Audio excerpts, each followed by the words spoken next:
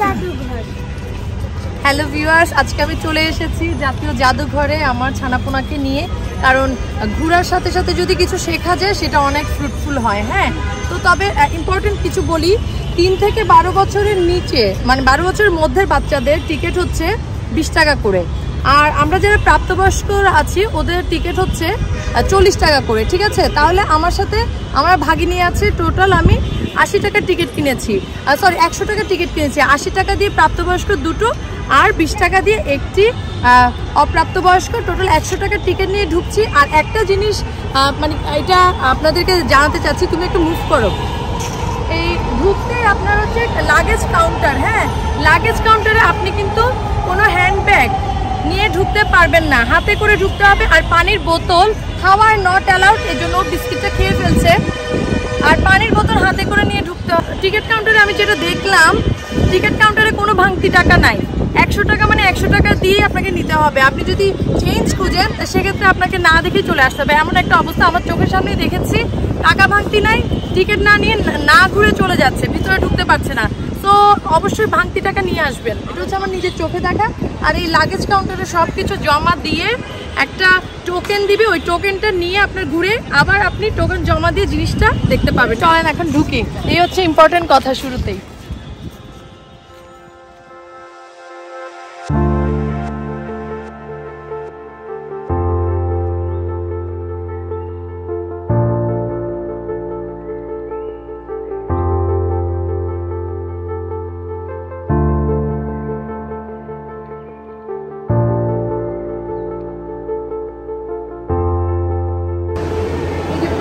দেখুন, আমরা ঢুকে পড়লাম বাংলাদেশ জাতীয় জাদুঘরের গ্যালারি নির্দেশক।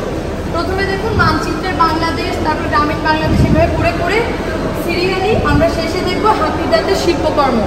এটা হচ্ছে প্রথম তলা, প্রত্যেকটা তলায় এমন নির্দেশনা আছে। ঘুরে ঘুরে তো পুরোটা ডিটেলস দেখানো যাবে না, প্রত্যেকটা তলায় নির্দেশনা আছে, ওইভাবে আমরা ঘুরে নিব। মানে এই জিনিসটা দেখে রাখলে সচেতনভাবে বোঝা যাবে যে কোনটার পর কোনটা দেখতে যাচ্ছি আমরা। বান্দরবান ওটা না, দেখি একটু কাছে, আপনি লাইট বন্ধ করেন না, আমি কাছে গিয়ে দেখি।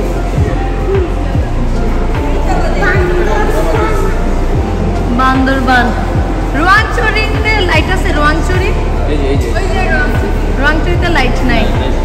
ওই যে কেরানীহাট, এই যে আমার দেশের বাড়ি কেরানীহাট, ওই যে সব তোমার দেশের বাড়ি রাউজান, এই যে রাউজান, খুঁজে বের করো কোথায় দেখছে, সোম দেখছে রাউজান, আরেকজন দেখছে রোয়াংচড়ি। এই যে আমারটা কেরানীহাট, ওই যে কেরানীহাট।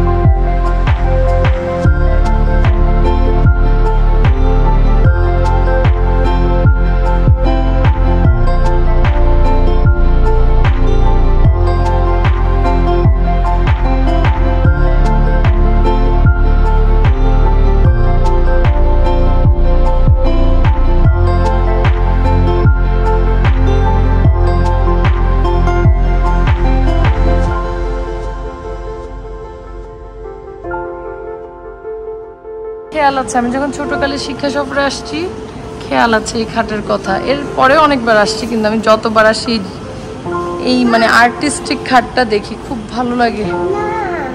দেখেছিস চারদিকে চারটা ইয়ে।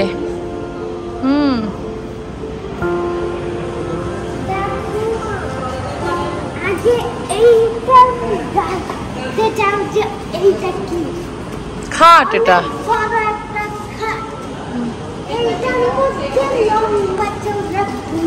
ওটা ওটা কোন জায়গায়? যশোর, ফরিদপুর।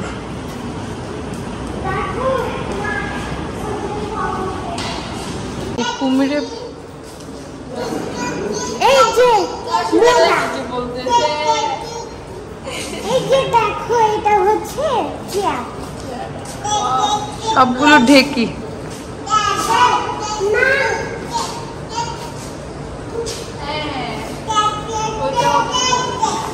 এটাও কি খাট? খাটটি তো মনে হয়।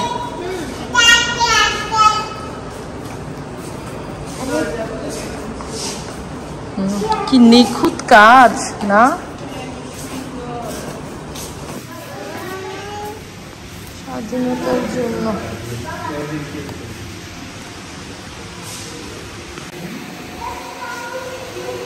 জয়নুল আবেদিনের সেই বিখ্যাত ছবিগুলো, চিত্রকর্মগুলো, দুর্ভিক্ষের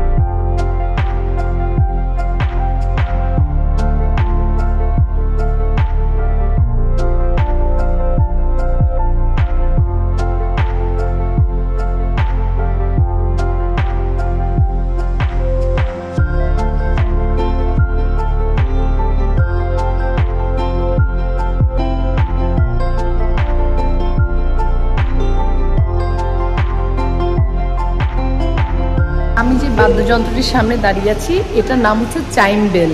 এটা অষ্টম আশ্চর্যেও জায়গা করে নিয়েছে। অনেকগুলো ফাঁপা ফাঁপা ছোট বড় ঘন্টা, 3টি ফ্রেম এবং 5টি স্বরের সমন্বয়ে আবৃত। চীনা সরকার কর্তৃক উপহার হিসেবে পাওয়া এই চাইম বেল বিশদভাবে দেখাচ্ছি, দাঁড়ান একটু।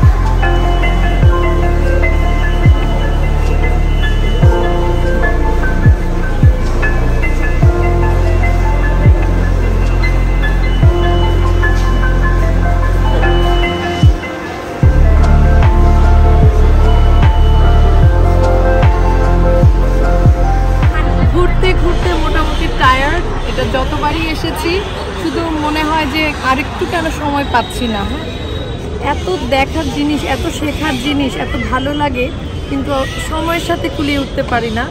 তো যতটুকু পেরেছি ঘুরেছি বাচ্চাদেরকে নিয়ে।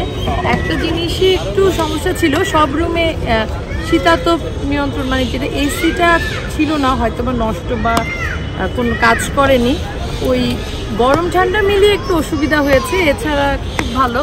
তো ভবিষ্যতে এই সমস্যা আরও কাটিয়ে উঠবে। আর অভিভাবকদেরকে একটা কথাই বলবো যে বাচ্চাদেরকে নিয়ে অবশ্যই জাতীয় জাদুঘরে বেড়াতে আসুন, শেখান, আনন্দ দিন, ভালো সময় কাটান। তো সবাই ভালো থাকেন, বাই বাই, বিদায় নিচ্ছি। তো ভিডিওটা ভালো লাগলে অবশ্যই আমার ব্লগটি শেয়ার করুন, আমার ইউটিউব চ্যানেল এবং আমার ফেসবুক পেজ ফলো করুন, লাইক করুন। তো সবাই ভালো থাকেন, সুস্থ থাকেন, বিদায় নিচ্ছি, বাই বাই।